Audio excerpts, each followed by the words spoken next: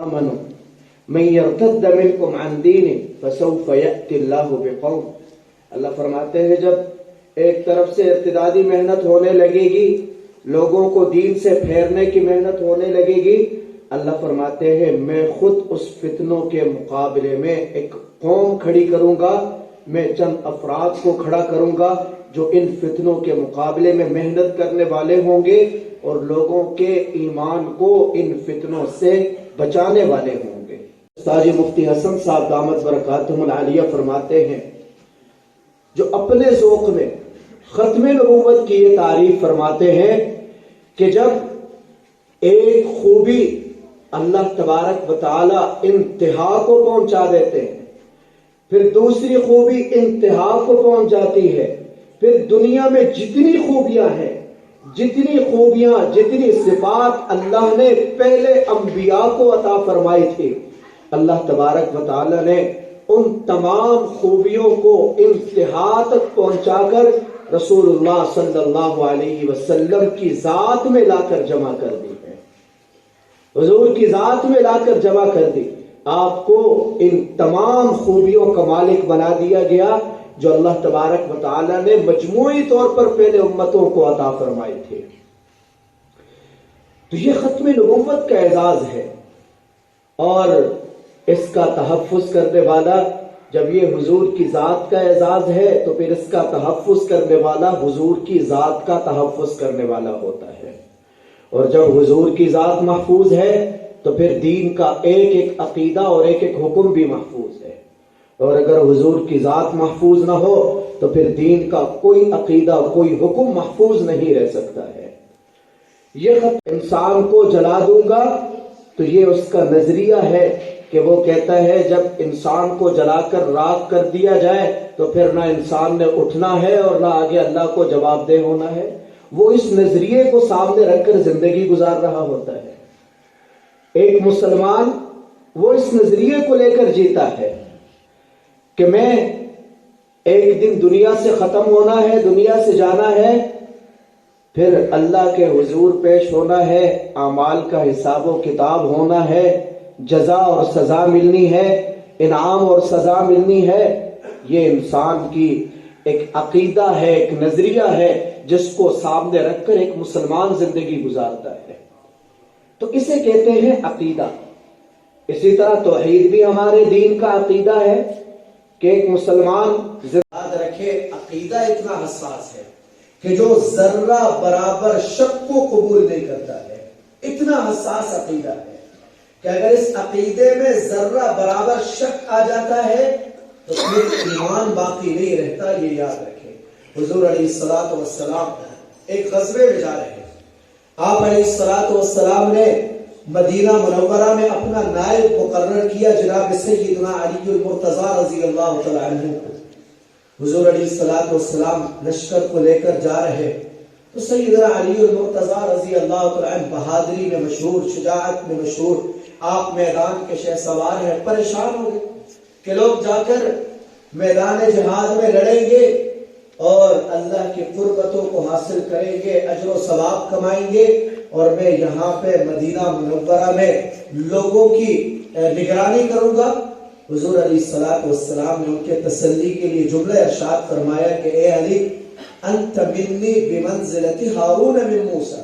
اے علی آپ کو مجھ سے وہ نسبت حاصل ہے جو نسبت جناب ہارون علیہ السلام کو جناب موسیٰ علیہ السلام کے ساتھ تھی. اب جب جناب موسیٰ علیہ السلام کو اللہ نے حکم دیا کوہ طور پہ جانے کا، تو آپ جب اپنے قوم کے پاس سے جا رہے، آپ نے اپنا نائب مقرر کیا ہے جناب ہارون علیہ السلام.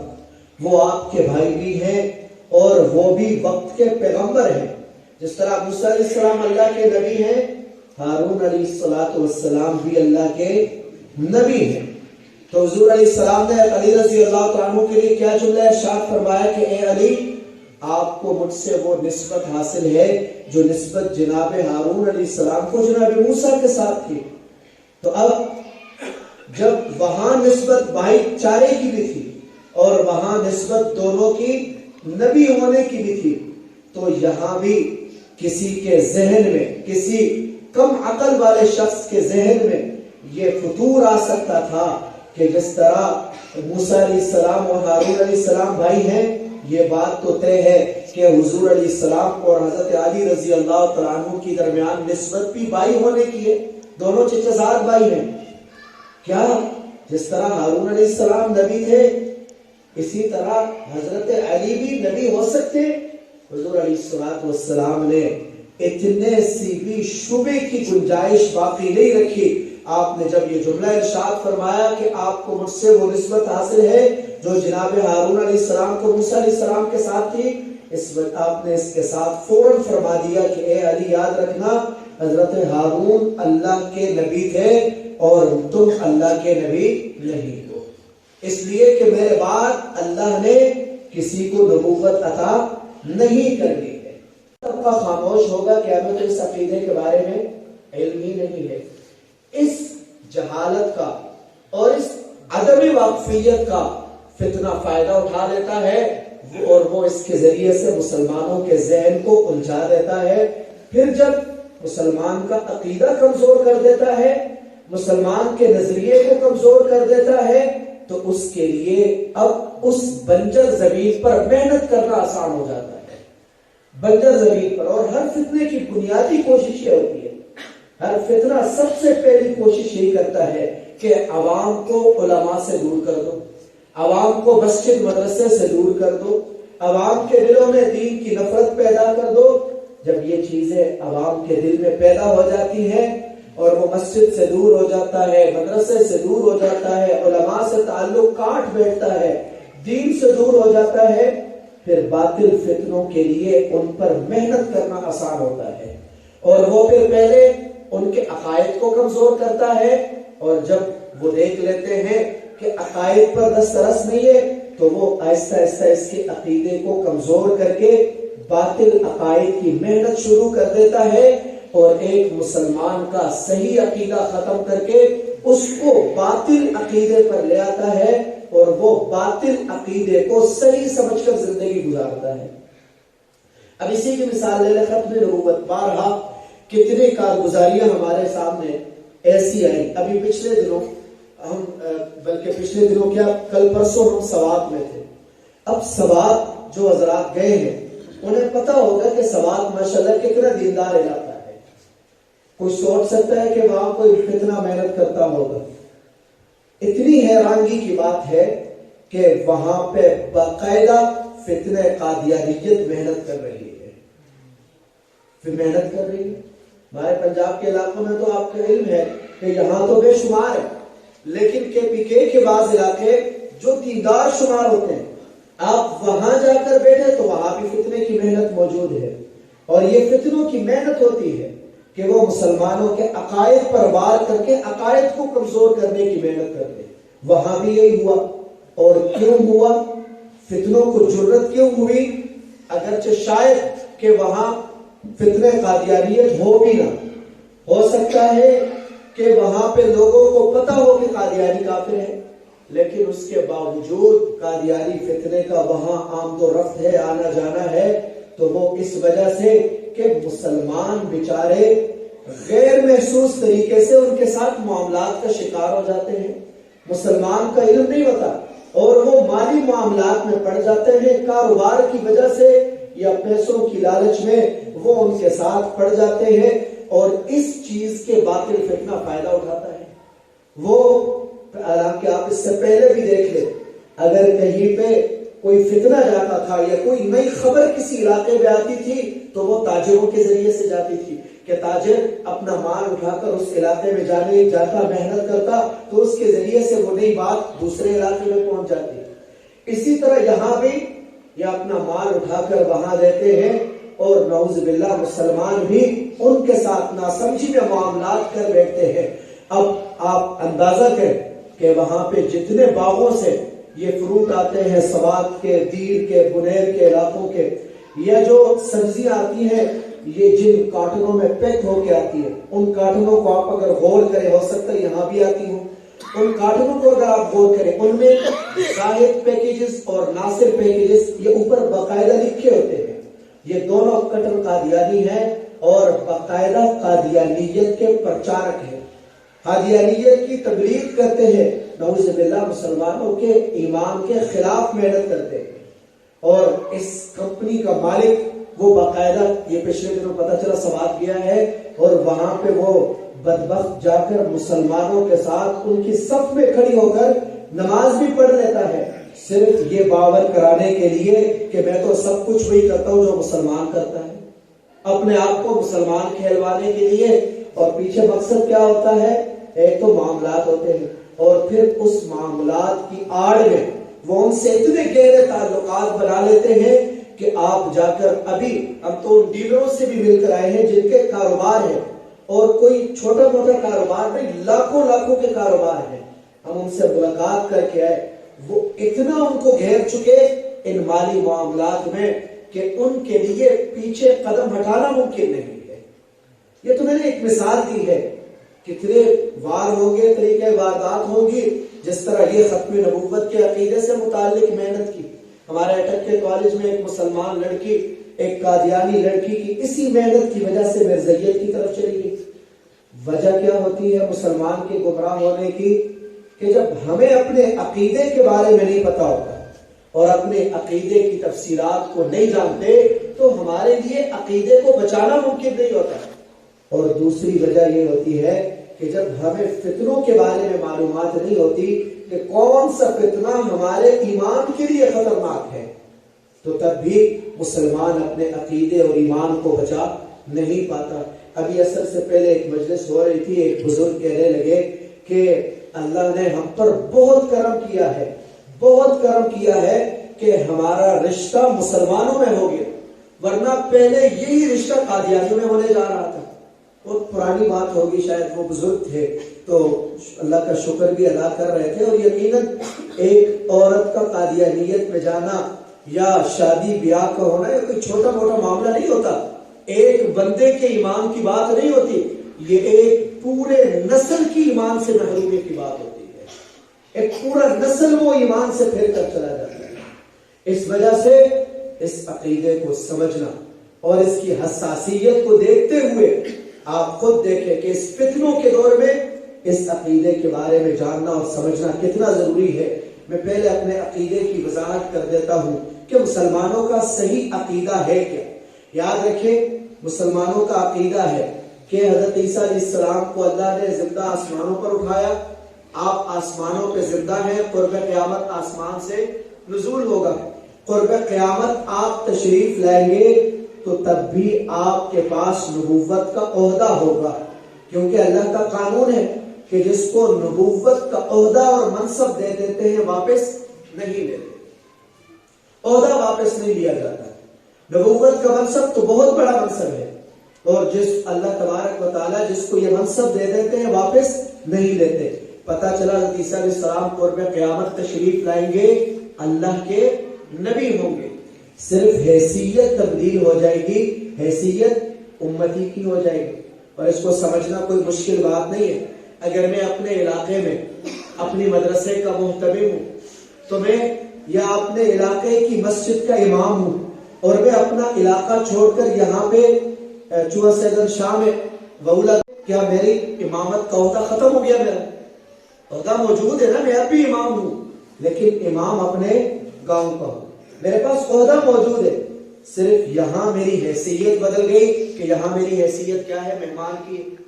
وہاں میں اپنے علاقے کی مسجد کا امام بھی ہوں اور وہاں بھی میری حیثیت بھی امام کی ہے، لیکن جب میں وہاں سے سفر کر کے دوسری مسجد میں چلا گیا، دوسرے علاقے کی مسجد میں چلا گیا، تو میرے پاس امامت کا عہدہ موجود ہے، صرف اور صرف میری حیثیت تبدیل ہو گئی کہ میری حیثیت کس کی ہو گئی؟ امتی کی ہو گئی۔ اللہ نے جناب سیدنا عیسیٰ علیہ السلام کو نبوت کا عہدہ عطا فرمایا ہے، آپ قرب قیامت تشریف لائیں گے تب بھی نبوت کا عہدہ موجود ہوگا۔ فرق کیا ہوگا کہ جب آپ پہلے اپنے قوم کی طرف تشریف لائے تھے تب آپ نبوت کے عہدے کے ساتھ آئے تھے اور اپنے قوم کے پاس نبی کی حیثیت سے آئے تھے۔ اب جب قرب قیامت آپ کا نزول ہوگا حضور صلی اللہ علیہ وسلم کی امت میں، تو آپ کے پاس نبوت کا عہدہ تو موجود ہوگا، لیکن آپ کا آنا بحیثیت نبی کے نہیں ہوگا، بلکہ کس حیثیت سے ہوگا؟ امتی کی حیثیت سے۔ اس لیے یہ یاد رکھیں کہ جب ہم کہتے ہیں نا حضور اللہ کے آخری نبی، حضور کے بعد کوئی نبی نہیں آئے گا، اس کا مطلب یہ ہوتا ہے کہ حضور کے بعد کوئی نبی کی حیثیت سے نہیں آئے گا، بلکہ اگر کوئی نبی آ گیا تو کس حیثیت سے آئے گا؟ امتی کی حیثیت سے، جس طرح حضرت عیسیٰ علیہ السلام نے آنا ہے۔ یہ ختم نبوت کا مطلب ہے۔ اب دیکھیں کتنی معمولی سی بات تھی، لیکن جب تفصیلات کا علم نہیں ہوتا تو ہمیں یہ علم نہیں ہوتا۔ جب آپ اس عقیدے کی صحیح تعریف جان لیں گے تو آپ کے لیے سمجھنا کوئی مشکل نہیں ہوگا۔ حضور علیہ السلام نے خود ختم نبوت کے عقیدے کی تعریف فرمائی۔ آپ نے فرمایا انا خاتم النبیین، میں آخری نبی۔ حضور خاتم النبیین کا مطلب، حضور فرماتے ہیں خاتم النبیین کا مطلب ہے لا نبی بعدی، میرے بعد اللہ نے کسی کو نبوت نہیں دینی۔ اب آپ بتائیں جتنے انبیاء تشریف لائے ان کو نبوت حضور سے پہلے ملی ہے یا بعد میں ملی ہے؟ حضور سے پہلے ملی ہے۔ حضور فرماتے ہیں کہ میں ان انبیاء کی فہرست میں سب سے آخر میں ہوں۔ اللہ تبارک و تعالیٰ نے جناب موسیٰ علیہ السلام کو بھی پہلے نبوت دی، جناب عیسیٰ علیہ السلام کو بھی حضور سے پہلے نبوت مل چکی۔ حضور علیہ السلام فرماتے ہیں کہ جب اللہ نے مجھے مبعوث فرمایا تو مجھے بھی نبوت کا منصب عطا فرمایا، اور اللہ نے اس نبوت کے منصب کے ساتھ ساتھ یہ اعلان کروا دیا کہ اے نبی اب آپ آخری ہیں، آپ کے بعد اللہ نے کسی کو یہ نبوت کا منصب نہیں دینا ہے۔ اس کا مطلب حضور علیہ السلام نے امت کو بتا دیا کہ اب میرے بعد اگر کوئی دعویٰ نبوت کرے، جتنے انبیاء آئے ان کا دعویٰ نبوت حضور سے پہلے کرے۔ حضور فرماتے ہیں میرے بعد اگر کوئی دعویٰ نبوت کرتا ہے تو وہ جھوٹا اور دھوکے باز تو ہو سکتا ہے، نبی نہیں ہو سکتا ہے، نبی نہیں ہو سکتا ہے۔ اس لیے آپ قرآن مجید میں جائیں تو اللہ تبارک و تعالیٰ نے قرآن مجید میں اس عقیدے کو 100 آیات میں بیان فرمایا۔ کتنی آیات میں بیان فرمایا؟ 100 آیات میں۔ اللہ ایک آیت میں بیان فرما دیتے تب بھی تو کافی تھا۔ 100 آیات میں ایک عقیدہ بیان ہوا۔ پھر حضور علیہ السلام نے اس عقیدے کو اپنے فرامین مبارک میں 210 احادیث میں بیان فرمایا۔ کتنی احادیث میں؟ اگر حضور علیہ السلام ایک مرتبہ امت کے سامنے یہ عقیدہ بیان فرما دیتے کافی تھا یا نہیں؟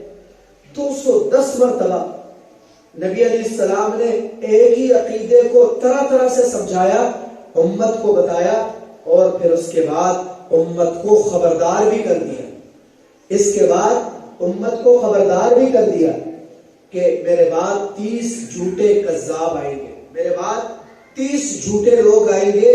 ان کا کام کیا ہوگا کہ وہ میرے بعد دعویٰ کریں گے کہ میں بھی اللہ کا نبی ہوں۔ حضور نے فرمایا کہ وہ کذاب، دجال، جھوٹے دھوکے باز تو ہو سکتے، نبی نہیں ہو سکتے، لیکن حضور نے اس فتنوں کے بارے میں امت کو خبردار کیا ہے۔ اگر یہ تمام آیات اور احادیث دیکھنی ہو تو یہ ختم نبوت کامل کے عنوان سے ایک کتاب ہے، اس میں یہ تمام باتیں تفصیل سے موجود ہیں۔ حضور علیہ السلام نے امت سے کہا کہ خبردار ہو جائے۔ دیکھیں یہ علاقہ ہے ہمارا، اس علاقے میں اگر اعلان ہو جائے کہ بھئی آپ سب لوگ خبردار ہو جائے، ایک ڈاکو علاقے میں گھس آیا ہے، کسی کا بھی نقصان ہو سکتا ہے، کسی کے مال کو نقصان پہنچا سکتا ہے، تو کیا علاقے کا ایک بندہ خبردار ہوگا یا پورا علاقہ خبردار ہو جائے گا؟ پورا علاقہ فکر کرنے لگ جائے گا کہ کہیں میرے گھر میں ڈاکہ نہ ڈال دے، کہیں میرا نقصان نہ ہو جائے۔ اور حضور علیہ السلام نے پوری امت کو خبردار کیا ہے، پوری امت کو خبردار کیا ہے کہ میری امت میں ایسے لوگ آئیں گے، کذاب دجال ہوں گے، دعویٰ نبوت کریں گے۔ حضور نے مجھے اور آپ کو یہ فکر دی کہ تم یاد رکھنا اپنا سبق کہ میں آخری نبی ہوں، میرے بعد اللہ نے کسی کو نبوت نہیں دینی۔ ایک عقیدہ بار بار بھی بیان ہوا اور پھر امت کو اس سے خبردار بھی کر دیا۔ پھر اس کے بعد بھی حضور علیہ السلام کے دور میں جب ایسے بدبخت آئے، حضور علیہ السلام نے امت کو اس کا علاج بھی بتا دیا۔ حضور علیہ السلام کے دور میں دو بدبخت آتے ہیں، ایک کا نام اسود عنسی ہے، دوسرا مسیلمہ کذاب ہے۔ یہ دعویٰ نبوت کرتے ہیں دونوں، دونوں دعویٰ نبوت. اسود عنسی دعویٰ نبوت کرتا ہے. حضور کا ایک صحابی حضرت فیروز دہلوی رضی اللہ تعالیٰ عنہ جا کر اس کو قتل کر دیتا ہے. اب حضور علیہ الصلوۃ والسلام مدینے کی ریاست میں ہے. آپ اسلامی ریاست کے حکمران ہیں اور آپ نے صحابہ کی مجلس میں ایک صحابی کی تشکیل فرمائی. حضرت فیروز دہلوی رضی اللہ تعالیٰ عنہ اس جھوٹے مدعی نبوت کو قتل کر کے آتے ہیں. ابھی واپس حضور کے دربار میں نہیں پہنچے. حضور نے صحابہ میں اس صحابی کی کامیابی کا اعلان کر دیا ہے. پھر دوسرا بندہ ہے حضور کی زندگی کے آخری دور میں مسیلمہ کذاب دعویٰ نبوت کرتا ہے. حضور علیہ الصلوۃ والسلام کے پاس خط بھیجتا ہے کہ آپ مجھے اپنے ساتھ نبوت میں شریک کر لیں. حضور علیہ الصلوۃ والسلام سخت غصے میں آتے ہیں. آپ کا چہرہ انور غصے سے سرخ ہو جاتا ہے اور آپ انتہائی غصے سے جواب دیتے ہیں. آپ کے ہاتھ میں ایک چھری ہے. آپ اس چھری کو پھینک کر فرماتے ہیں کہ میں تمہیں نبوت میں سے یہ چھری بھی عطا نہ کروں. یہ مسیلمہ کذاب. حضور وصال ہو جاتا ہے. صدیق اکبر رضی اللہ تعالیٰ عنہ کا دور آتا ہے. اب دیکھیں فتنوں کے خلاف کس طرح کی فکر کرنا ضروری ہے, کس طرح فکر مند ہونا ضروری ہے. وہ صدیق اکبر رضی اللہ تعالیٰ عنہ نے امت کو بتایا کہ حضور علیہ السلام کا وصال ہوتا ہے. اکبر رضی اللہ تعالیٰ عنہ امیر المومنین بنتے ہیں تو آپ ان فتنوں کی سرکوبی کے لیے مدینہ منورہ سے لشکر بھیج دیتے ہیں. حتیٰ کہ مدینہ منورہ خالی پڑ جاتا ہے. صحابہ کرام جناب سیدنا صدیق اکبر رضی اللہ تعالیٰ عنہ کے پاس آتے ہیں اور عرض کرتے ہیں کہ اے امیر المومنین, ابھی تو حضور کا وصال ہوا ہے, ابھی لوگ اس غم سے نہیں نکلے. آپ نے فوراً لشکروں کو نکال دیا اور فتنوں کے خلاف مدینہ منورہ کو خالی کر دیا. اگر کوئی مدینے پر آ کر حملہ کر دے.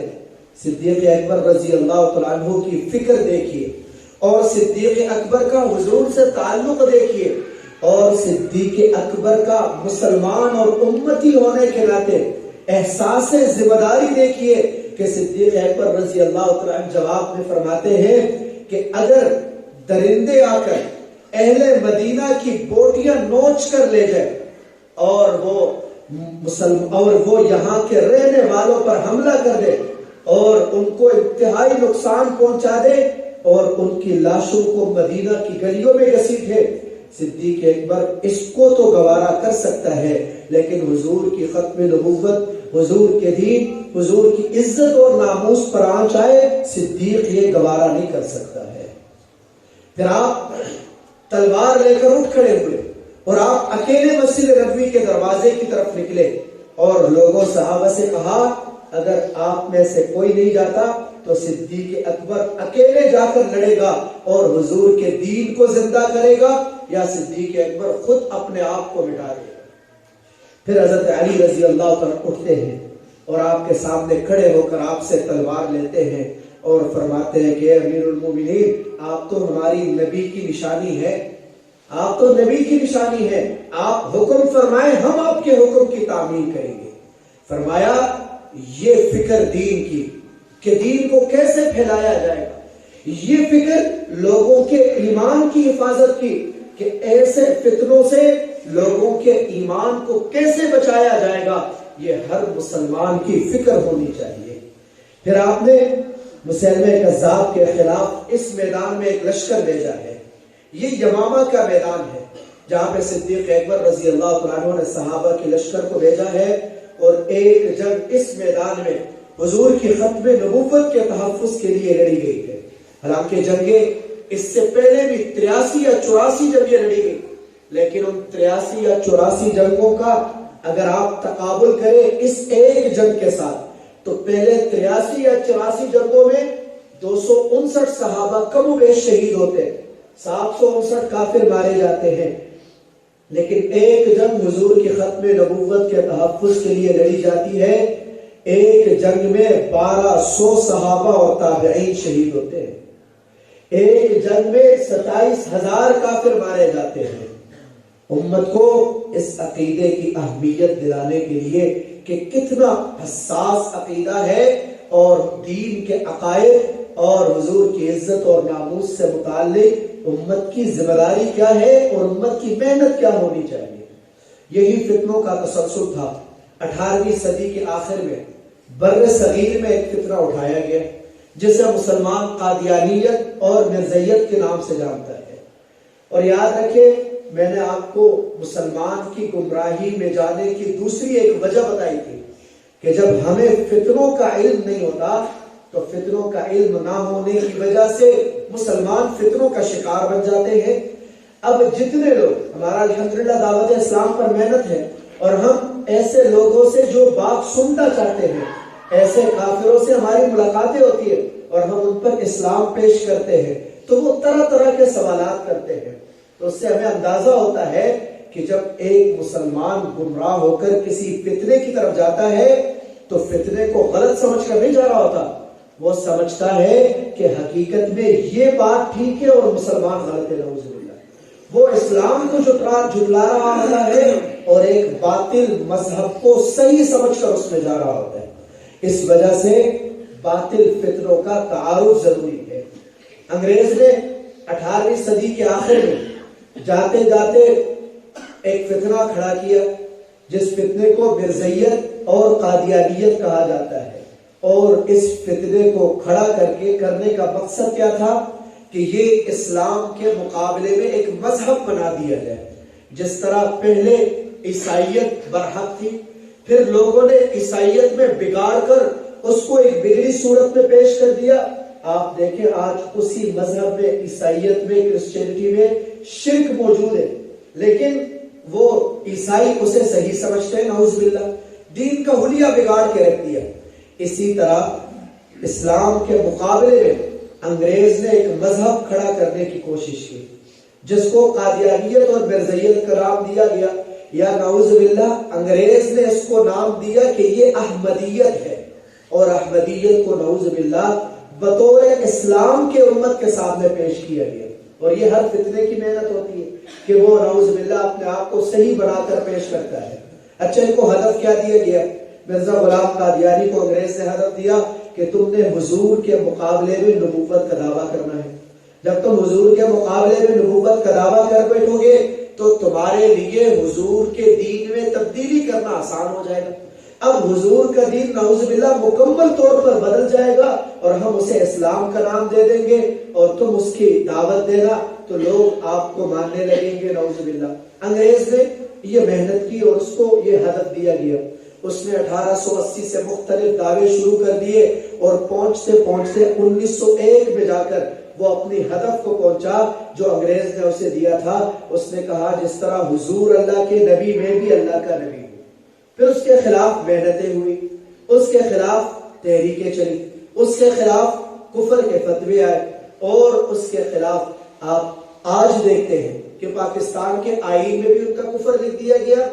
اور پھر بھی وہ جب مذہب کی تبلیغ کرتے تھے، مذہب کا پرچار کرتے تھے، جب 1984 میں ان پر امتناع قادیانیت آرڈیننس بھی لگا کہ یہ اپنے مذہب کا پرچار نہیں کر سکتے، اپنے مذہب کو اسلام کا نام نہیں دے سکتے، یہ اپنے مذہب کو، یہ کلمہ لا الہ الا اللہ محمد رسول اللہ نہیں استعمال کر سکتے، یہ اسلام کے کسی شعائر کو استعمال نہیں کر سکتے۔ ہماری مسجد کا محراب ہوتا ہے، منبر ہوتا ہے، گنبد ہوتا ہے، مینار ہوتا ہے، یہ اپنی عبادت گاہ کا نہ مینار بنا سکتے ہیں، نہ گنبد بنا سکتے ہیں، نہ محراب بنا سکتے۔ شاعر اسلام پر پابندی ہے، مکمل پابندی ہے، لیکن اتنی پابندیاں اور آئین میں کفر لکھ دیا جانا اور مذہب کے پرچار پر پابندیاں، آپ بتائیں اتنی پابندیوں کے باوجود کام کرنا، محنت کرنا آسان ہوتا ہے یا مشکل ہو جاتا ہے؟ مشکل ہو جاتا ہے۔ 100 سال سے زائد عرصہ گزر گیا قادیانیت کو، کیا آج بھی ہمارے معاشرے میں زندہ نہیں ہے؟ محنت نہیں کر رہے، نعوذ باللہ اپنے کفر کو اسلام بنا کر پیغمبروں کو مسلمانوں کی مساجد کی طرح رنگ نہیں دے رہے۔ یہ فتنوں کی محنت ہے، اور یہ محنت کیوں ہے کہ وہ مسلمانوں کو دھوکے کے ذریعے سے اپنی طرف مائل کرنا چاہتے ہیں۔ وہ مسلمانوں کے سامنے کلمہ پڑھ کر ان کو اپنے آپ کو مسلمان ظاہر کرنا چاہتے ہیں، اور وہ مسلمانوں سے ہی سوال کرتے ہیں، مسلمانوں سے پوچھتے ہیں جب میں سب کچھ وہی کرتا ہوں جو تم کرتے ہو تو مجھے کیوں کافر کہا جاتا ہے؟ میں تو نماز بھی پڑھتا ہوں، میں تو کلمہ بھی لا الہ الا اللہ محمد رسول رسول اللہ پڑھتا ہوں, میں تو سارے اعمال وہی کرتا ہوں جو تم کرتے ہو, تو مجھے کیوں کافر کہتے ہو؟ اب یہ سوال جب مسلمان سے ہوتا ہے تو جب ہمیں تیاری نہیں ہوتی ہماری تو ہمارے لیے جواب دینا مشکل ہو جاتا ہے. جبکہ کتنی آسان بات ہے کہ جو بات شروع میں ہم نے کہی ہے کہ اعمال تب قبول ہوتے ہیں جب عقیدہ درست ہوتا ہے. قادیانی اپنا عمل پیش کر کے اپنے عقائد کو چھپا دیتے ہیں. وہ کہتے ہیں میں کلمہ بھی پڑھتا ہوں, لیکن کلمے کو کس حیثیت سے پڑھتے چھپا دیتے ہیں. قادیانی کہتے ہیں میں نماز بھی پڑھتا ہوں, میں روزہ بھی رکھتا ہوں, سب کچھ کرتا ہوں. وہ اپنا عمل پیش کر کے اپنے عقائد کو چھپا کر مسلمانوں کو دھوکہ دینے کی کوشش کرتے ہیں, مسلمانوں سے جھوٹ کہتے ہیں. حضور نبی علیہ الصلوۃ والسلام نے یہی دو علامات تو ان کی ذکر فرمائی ہے کہ یہی دو علامات ان میں نمایاں ہوں گی کہ یہ جھوٹ کا بھی سہارا لیں گے اور یہ دھوکہ بھی دیں گے. آپ حقیقت دیکھیں تو یہ قادیانیوں کے عقائد ہیں جو آپ کے سامنے ہیں. آپ بتائیں کوئی توحید کا انکار کرے مسلمان ہو سکتا ہے؟ کوئی حضور کے بعد نبوت اور رسالت کا دعویٰ کرے مسلمان ہو سکتا ہے؟ حضور نے تو فرمایا کذاب دجال ہو سکتا ہے, نبی نہیں ہو سکتا ہے. اور پھر جو حضور کے مقابلے میں محمد الرسول اللہ ہونے کا دعویٰ کرے, حضور کی توہین کرے, تمام انبیاء کرام کی توہین کرے, اور اس سے بڑھ کر تمام انبیاء پر خود کو افضل کہے. حضرت عیسیٰ علیہ السلام جن کی جو نبی ہیں, اور نبوت کا معیار کیا ہوتا ہے؟ ہمارا عقیدہ نبی معصوم ہوتا ہے, نبی سے اللہ گناہ ہونے نہیں دیتا. اور یہ بدبخت حضرت عیسیٰ علیہ السلام پر شراب کا الزام تک لگاتے ہیں.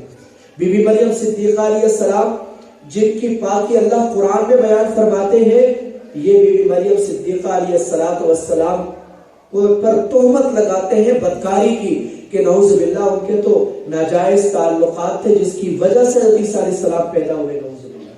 اور پھر صحابہ کرام اہل بیت کی توہین, قرآن و حدیث کی توہین, جہاد کی حرمت کا اعلان, حرمین شریفین کی توہین. آپ بتائیں کہ اتنے سارے جرائم اور اتنے سارے غلط عقائد رکھ کر کوئی ان کو مسلمان کہہ سکتا ہے؟ ان کو یہ حق ہے کہ یہ کہے کہ ہمیں کیوں کافر کہا جاتا ہے؟ میں چند حوالہ جات آپ کے سامنے رکھ کر اپنی بات اختتام کی طرف لے جاؤں گا. اللہ کی توہین کیسے کرتے ہیں؟ یہ تذکرہ کتاب ہے. تذکرہ کتاب کو مرزائی قرآن مجید کے برابر درجہ دیتے ہیں, قرآن مجید کے برابر. پھر آپ خود سوچیں کہ ہمارے نزدیک قرآن مجید کے احکامات کی جو اہمیت ہے, مرزائی اس تذکرے کی احکامات کو اتنی ہی اہمیت دیتے ہیں. وہ ان میں لکھی ہوئی باتوں کو اتنی ہی اہمیت دیتے ہیں جتنا قرآن کو دیا جاتا ہے. اور اس میں مرزا غلام قادیانی کی باتیں لکھی ہیں کہ وہ کہتا ہے میں نے اپنے کشف پہ دیکھا میں خود خدا ہوں, اور پھر وہ کہتا ہے میں نے یقین کیا کہ میں واقعی خدا ہوں. خدائی کا دعویٰ ہے یہ. آگے چل کر کہتے ہیں جب میں خالق بنا تو میں نے ارادہ کیا کہ آدم کو بناؤں, تو میں نے آدم کو پیدا کیا, اور یقیناً ہم نے انسان کو اثر تقویم میں پیدا کیا. آپ بتائیں کائنات کا خالق کون ہے؟ اللہ. انسانیت کا خالق کون ہے؟ اگر مرزا غلام قادیانی کہے کہ میں انسانیت کا خالق ہوں تو یہ خدائی کا دعویٰ ہے یا نہیں؟ پھر اللہ تبارک و تعالیٰ فرماتے ہیں میں لم یلد ولم یولد ہوں, نہ میرا کوئی بیٹا نہ میں کسی کا بیٹا. مرزا غلام قادیانی کہتا ہے اللہ نے مجھے کہا تو میرے بیٹے کی طرح ہے, نعوذ باللہ. توحید کے ایک عقیدے کو پارا کیا ہے, اور پھر ایسا غلیظ دعویٰ کر بیٹا کہ الیاذ باللہ بدبخت کہتا ہے کہ اللہ مرد بنے میں عورت بنی, اور اللہ نے میرے ساتھ جنسی تعلق کا اظہار کیا ہے. اتنی اللہ کی توحید کرتا ہے. پھر توحید کے بعد منصب نبوت اور رسالت کا ہے. حضور نے فرمایا میرے بعد اللہ نے کسی کو نبوت نہیں دینی. یہ 13 صدی بعد اٹھ کر کہتا ہے کہ سچا خدا وہی جس نے پھر قادیان میں اپنا رسول بھیجا, اور پھر عام رسول ہونے کا دعویٰ نہیں کرتا. یہ کہتا ہے میں وہی اللہ کا رسول ہوں جس کو اللہ تبارک و تعالیٰ نے 1400 سال پہلے مکہ مکرمہ میں اتارا. اللہ نے 14 صدی بعد دوبارہ مجھے نعوذ باللہ قادیان میں مرزا غلام قادیانی کی صورت میں اٹھا دیا. اس لیے وہ بدبخت کہتا ہے کہ میں محمد الرسول اللہ ہوں. اب آپ اندازہ کریں کہ یہ دھوکہ کس طرح ہے کہ مرزائی کلمہ تو ہمارا پڑھتے ہیں, لیکن محمد الرسول اللہ کے مفہوم میں مرزا غلام قادیانی کو مراد لیتے ہیں. تمام انبیاء کرام کی توحید، وقت مختصر ہے میں سارے حوالہ جات نکال دیتا. حضرت عیسیٰ علیہ السلام پر شراب کی تہمت، بی بی مریم صدیقہ علیہ السلام پر نعوذ باللہ ناجائز تعلقات کی تہمت، صحابہ کرام اہل بیت کی توحید. اس بدبخت نے جب اپنے آپ کو نبی کہا تو پھر اس نے پورا مذہب کے مقابلے میں ایک مذہب کھڑا کیا ہے. اس نے کہا جب میں اللہ کا نبی، تو اس نے اپنے ماننے والوں کو نعوذ باللہ صحابہ کہہ دیا. اس کی ایک کتاب ہے جس میں 313 کے نام سے، جس میں 313 اس کے چیلوں کے نام ہے، اس کو اس نے نعوذ باللہ بدری مقام کا صحابہ کہا نعوذ باللہ. پھر اس نے اپنے گھر والوں کو نعوذ باللہ اہل بیت کہا. اس نے اپنی بدکارہ بیوی کو نعوذ باللہ ام المومنین حضرت خدیجہ رضی اللہ تعالیٰ عنہ کا درجہ دیا ہے. پھر ہمارا عقیدہ قرآن مجید کس کا کلام ہے؟ اللہ کا کلام. مرزا غلام قادیانی اپنی ذریت کو عقیدہ دیتا ہے کہ قرآن صرف اللہ کی باتیں نہیں، میرے منہ کی باتیں بھی قرآن میں شامل ہے نعوذ باللہ. اسی طرح حدیث کی توہین، حرمین شریفین کی توہین. لیکن جھگڑا کیا ہے؟ آپ سوچ رہے ہوں گے کہ ہمارے پروگرام یہودیوں کے خلاف نہیں ہوتے، ہندوؤں کے خلاف نہیں ہوتے، عیسائیوں کے خلاف نہیں ہوتے، مرزائیوں کے خلاف پروگرام کیوں ہوتے ہیں؟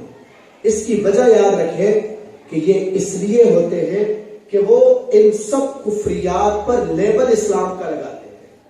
وہ کلمہ مسلمانوں والا پڑھتے ہیں اور مسلمانوں والا کلمہ پڑھ کر مسلمانوں کو ہی دھوکہ دیتے ہیں. آپ یہ باہر دیکھیں، باہر کے ملکوں میں یہ لوگ اپنی عبادت گاہیں مسجد کی طرز پہ بناتے ہیں، مینار اور محراب موجود ہیں اور اوپر مسجد بھی لکھا ہوا ہے اور باہر کلمہ بھی مسلمانوں والا لکھا ہوا ہے. بینن کے علاقے میں یہ عبادت گاہ ہے اور آپ دیکھیں کہ مسلمان کتنی آسانی سے دھوکہ کھا سکتا ہے، جبکہ حقیقت یہ ہے کہ یہ مسجد نہیں، یہ قادیانیوں کی عبادت گاہ ہے باہر ملکوں میں. جھگڑا یہ ہے، ان سے ہم کہتے ہیں کہ اپنی شناخت تبدیل کر لو، تم بھی اسی طرح ہمارے ملک میں رہو جس طرح عیسائی رہتے ہیں. اگر تم یوں کہو کہ ہم اپنی کفریات کو اسلام کا نام دیں گے تو یہ برداشت نہیں ہوگا. اس کے بیٹے سے کہا گیا بھائی تمہارے عقائد سارے کفریہ ہیں، اپنا کلمہ بدل لو، جھگڑا ختم ہو جائے گا. تو اس نے آگے سے بدبخت نے جواب دیا کہ نہیں، ہم تو مرزا غلام قادیانی کو حضور سے الگ کوئی چیز تسلیم نہیں کرتے. کہتا ہے اللہ نے اسی کو 14 صدی بعد قادیان میں اٹھایا تاکہ اس کے ذریعے سے اللہ تبارک و تعالیٰ دین کو دوبارہ زندہ کرے نعوذ باللہ. اس وجہ سے قادیانی کہتے ہیں کہ مرزا غلام قادیانی حضور سے الگ کوئی چیز نہیں ہے نعوذ باللہ. کتنی بڑی گستاخی ہے. اور پھر اس کے ساتھ ساتھ وہ کہتے ہیں جب نبی وہ الگ نہیں تو پھر ہمیں الگ کلمہ پڑھنے کی بھی ضرورت نہیں، ہم کلمہ بھی وہی پڑھیں گے جو کلمہ مسلمانوں کا ہے. فرق کیا ہے؟ یہ بات یاد رکھیں کہ دنیا میں عام کافر بھی بستا ہے، لیکن عام کافر اپنی نسبت کفر کی طرف کرتا ہے، ہمیں مسلمان کہتا ہے. عام کافر اپنی نسبت کفر کی طرف کرتا ہے، ہمیں مسلمان کہتا ہے. لیکن قادیانی واحد کافر ہے جو اپنی نسبت تمام کفریہ عقائد ہونے کے باوجود اسلام کی طرف کرتا ہے اور نعوذ باللہ دنیا کے اربوں مسلمانوں پر کفر کا فتویٰ لگاتا ہے نعوذ باللہ.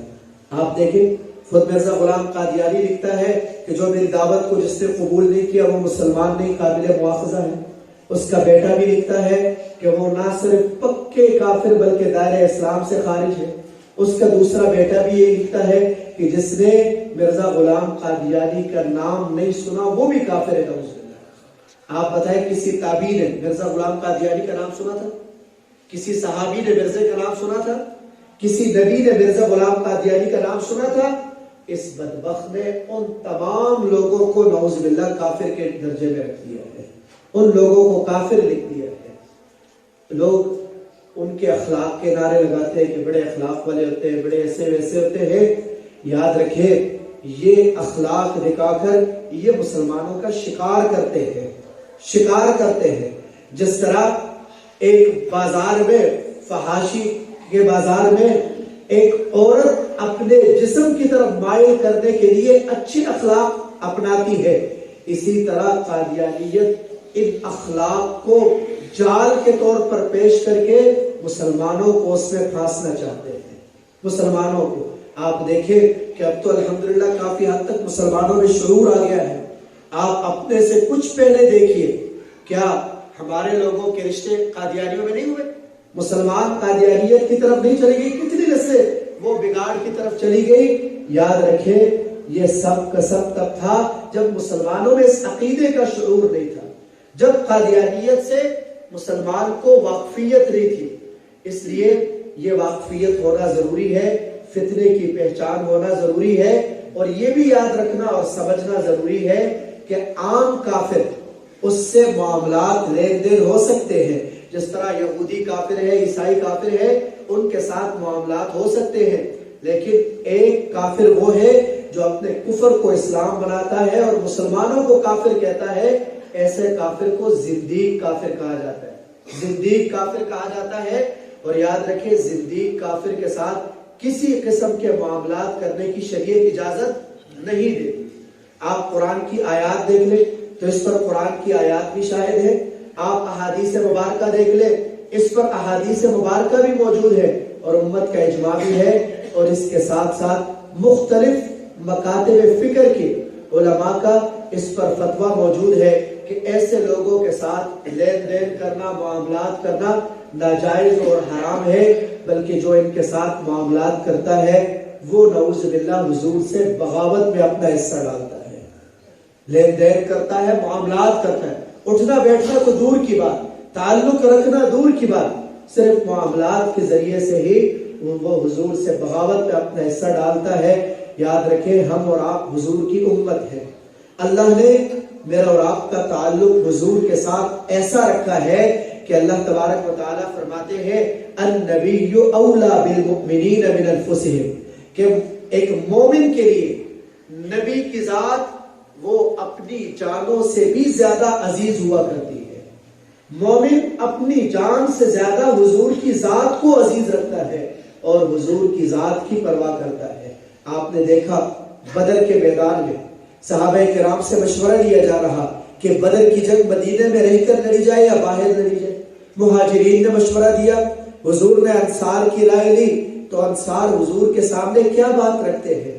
انصار کہتے ہیں، انصار کے سردار کھڑے ہوتے ہیں اور فرماتے ہیں اللہ کے نبی اگر آپ ہمیں حکم کریں آگ میں چھلانگ لگانے کا تو ہم آگ میں کود جائیں گے اور ہم میں سے کوئی پیچھے نہیں ہٹے گا، اور اگر آپ ہمیں حکم دے دریا میں چھلانگ لگانے کا، دریا میں کود جانے کا، تو ہم میں سے ایک شخص بھی پیچھے نہیں ہٹے گا، اور ہم آپ کے آگے سے لڑیں گے، پیچھے سے لڑیں گے، دائیں سے لڑیں گے، بائیں سے لڑیں گے، لیکن آپ کو آنچ نہیں آنے دیں گے۔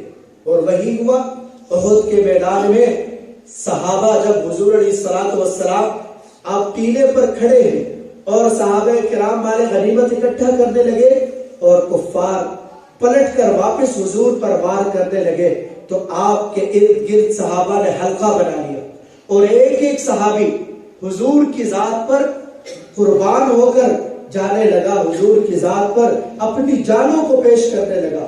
انہی میں حضرت طلحہ رضی اللہ تعالیٰ عنہ بھی تھے، حضرت طلحہ رضی اللہ تعالیٰ عنہ جو اپنے ہاتھ سے حضور کا دفاع کر رہے تھے، ڈھال گر گیا تھا، اپنے ہاتھ کو سامنے کر دیا اور حضور پر آنے والے حملے کو اپنے ہاتھ پر روک رہے۔ کسی نے کہا کہ اے طلحہ ڈھال اپنی اٹھا رہے تھے چپ کے، ڈھال کیوں نہیں اٹھائی؟ حضرت طلحہ فرماتے ہیں کہ مجھے اندیشہ تھا کہ کہیں نہ ایسا ہو کہ میں ڈھال اٹھانے کے لیے جھک جاؤں اور کوئی تیر آ کر حضور کی ذات کو نقصان پہنچا دے، مجھے تو یہ بات بھی گوارا نہیں ہے۔